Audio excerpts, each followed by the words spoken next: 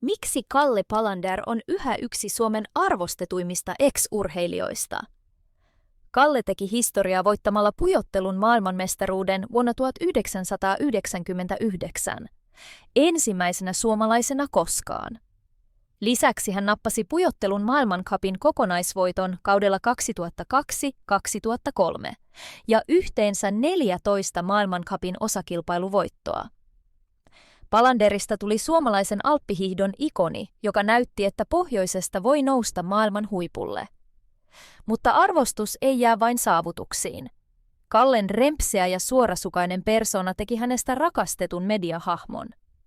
Hän toimi yli 10 vuotta Ylen alppihiihdon asiantuntijana ja toi lajin lähemmäs tavallisia suomalaisia. Palanderin esimerkki on innostanut uusia sukupolvia ja nostanut alppihiihdon näkyvyyttä Suomessa. Siksi Palander on yhä nimi, johon luotetaan.